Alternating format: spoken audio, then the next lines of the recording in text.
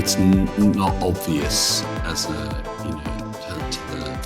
most people that a poet can use poetry in so many different ways in how you're describing it. So you're looking at it from a very broad range of perspectives, how other people experience poetry, how poetry influences you, how it can be seen in different settings and so on. There feels like there's a lot of different ways in which you could take that. How did you get to that?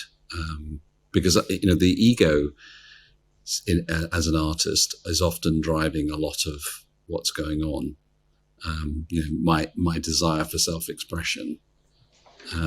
It doesn't feel like that's the primary driving force here at all. It feels like it's a totally different thing that's going on. I'm just fascinated by that. Yeah, well, my father took all that. My uncle as well. They had enough ego to fill America. So, there was no more ego required in my trajectory and my memory and my intention. And, don't get me wrong. I respect ego.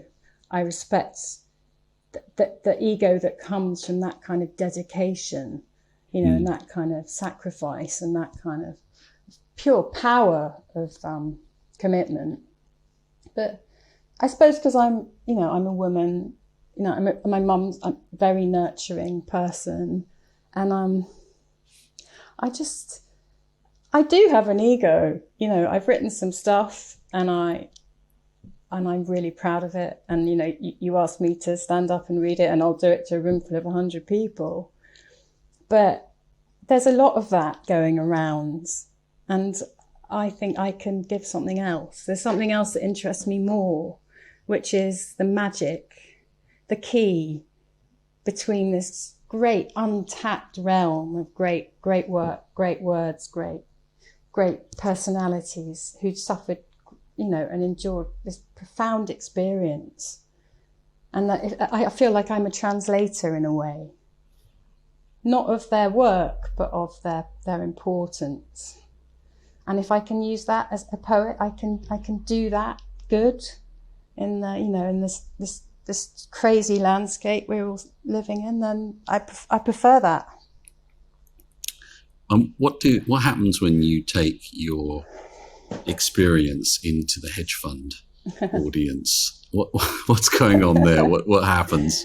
I know, it's crazy, isn't it? Because it's like the hedge funds, that denomination. It's the sort of zenith of the craziness of this idea, isn't it? And it was the inspiration in a way. I mean, everything I've come into contact with has been the inspiration, because nothing to me is confined. Everything is to play for, and everything can be framed by a creative spirit. So, give me a challenge, give me a room of hedge funders, and, within 2 weeks, they'll all be reading poetry when on the tube on the way home. Even the hedge funders, I suppose, is how I should say that. But I came across them because when I got back from Venice Beach, where I used to live, I was a bit lost. And I went to a party, and there was a guy there.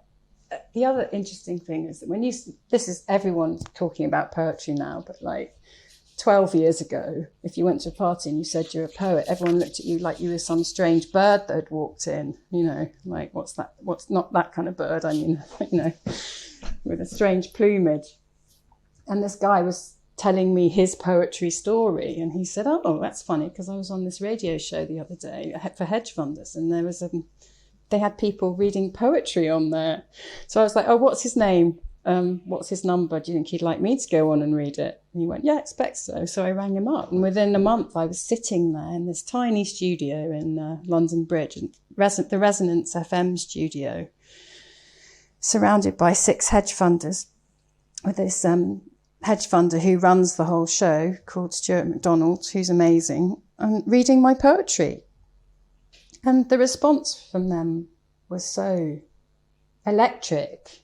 They really loved it. And we all went to the pub afterwards, and they were like asking me about it, and they all had they all had a literary sense, they all had a literary past, they all had, a language that wasn't just the language of money.